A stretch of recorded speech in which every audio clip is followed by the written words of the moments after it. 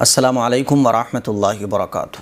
بہت ساری ہماری بہنوں نے یہ سوال پوچھا کہ مفتی صاحب کیا ہم 2 دن کا اعتکاف کر سکتے ہیں، 1 دن کا اعتکاف کر سکتے ہیں، 3 دن کا اعتکاف کر سکتے ہیں؟ ظاہر ہے بہت ساری خواتین ہیں جن کے لیے رمضان کے آخر عشرے میں پورے 10 دن کا اعتکاف کرنا ممکن ہی نہیں ہے، کیونکہ وہ گھر کے کام بھی کرتی ہیں، دوسرے کام بھی کرتی ہیں۔ اسی لیے بہت ساری خواتین یہ پوچھ رہی ہیں کہ 1 دن کا اعتکاف ہم کر سکتے ہیں، 2 دن کا اعتکاف کر سکتے ہیں۔ تو اس سلسلے میں کچھ ضروری مسائل ہیں اور کچھ غلط فہمیاں بھی ہیں، جو مسائل مجھے آپ لوگوں کو بتانا ہے، غلط فہمیاں دور کرنی ہیں۔ اس کلپ کو ہماری بہنیں خاص طور پر دھیان سے سنیں۔ اور ایک ضروری بات یہ ہے کہ A M Qasmi welfare society کی طرف سے ضرورت مندوں کے لیے ایک عید پیکج تیار کیا جا رہا ہے، جو انشاءاللہ عید سے پہلے لوگوں تک پہنچایا جائے گا، تقسیم کیا جائے گا، ضرورت مندوں تک، معذورین تک گھر گھر پہنچایا جائے گا انشاءاللہ۔ اور یہ کوشش ہے کہ لاک ڈاؤن میں کوئی بھوکا نہ سوئے۔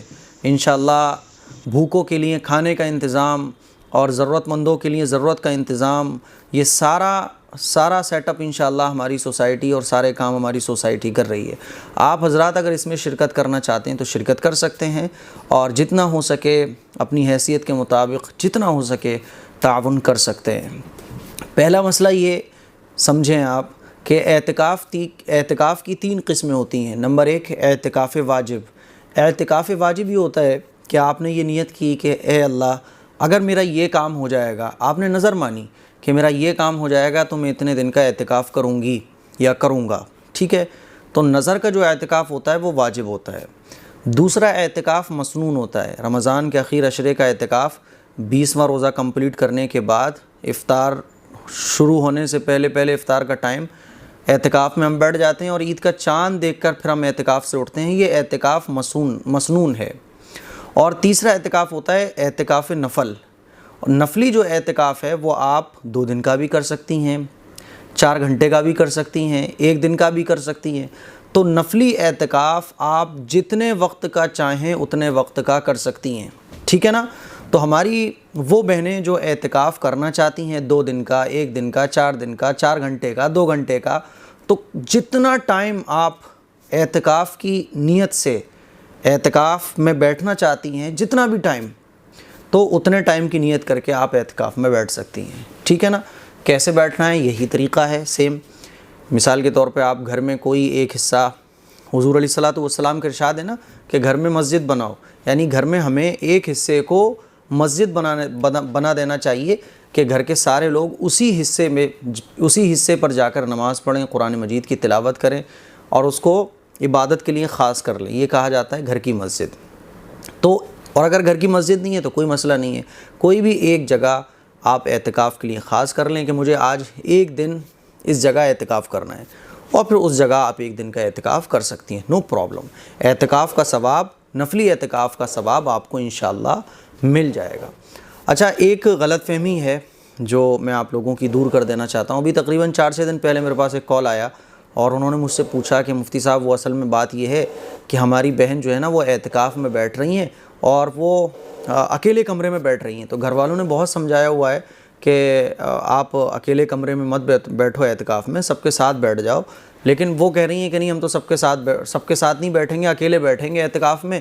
تو کیا یہ ضروری ہے کہ اعتکاف میں جو خاتون بیٹھ رہی ہے اس کے لیے الگ تنہا جگہ ہونا چاہیے جس میں کوئی نہیں جا سکتا ہے؟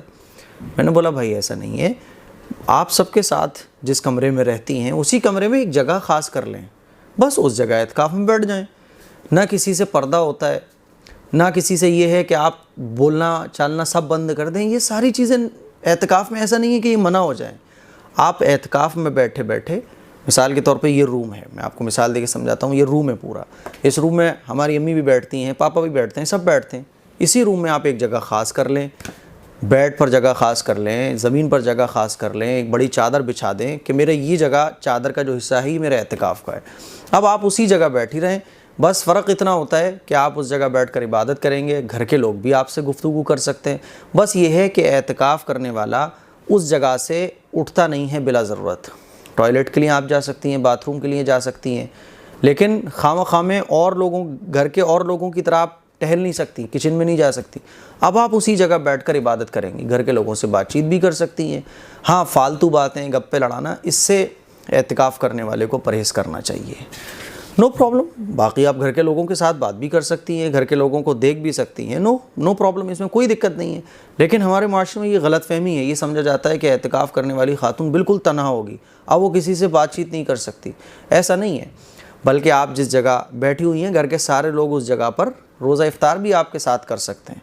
आप ज़रूरी बात भी फ़ोन पर कर सकती हैं, ज़रूरी चीज़ भी फ़ोन से मालूम कर सकती हैं। अब इस सिलसिले में बड़ी गलतफहमी पाई जाती है, इसीलिए तमाम ही वो ख़वातीन जो कुछ घंटे का या कुछ दिन का एतिकाफ़ करना चाहती हैं, तो वो भी कुछ घंटे का एतिकाफ़ कर सकती हैं, इसमें बिल्कुल गुंजाइश है, क्योंकि ये नफली एतिकाफ़ हमारा हो जाता है। आप रात का एतिकाफ़ करना चाहें तो रात का एतिकाफ़ कर सकती हैं, दिन का करना चाहें तो दिन का एतिकाफ़ कर सकती हैं। और नफली एतिकाफ़ में रोज़ा भी शर्त नहीं है, ठीक है ना। हाँ, अगर आप रमज़ान चल रहे हैं तो भाई रोज़ा तो आपको रखना पड़ेगा, रोज़ा फ़र्ज़ है। लेकिन अगर आप 2 घंटे का एतिकाफ़ कर रही हैं, 3 घंटे का एतिकाफ़ कर रही हैं रात में, तो उसमें तो फिर रोज़े की भी ज़रूरत नहीं है, क्योंकि रोज़ा तो यही होता है ना, दिन में सहरी का टाइम ख़त्म होने से लेकर इफ्तार का टाइम शुरू होने तक ये पूरा टाइम रोज़े का रहता है। तो एक गलतफ़हमी ये भी है कि बाज़ ख़वातीन ये समझती हैं कि रात में अगर हम 4 घंटे का एतिकाफ़ करेंगे तो उसमें भी रोज़ा होता है। ऐसा नहीं है, रोज़ा दिन ही दिन का होता है, रात का रोज़ा नहीं होता। तो मुझे उम्मीद है ये कुछ ज़रूरी मसाइल हैं जो आप लोगों को समझ आए होंगे। इस क्लिप को शेयर करें। अस्सलामु अलैकुम व रहमतुल्लाहि व बरकातुहू।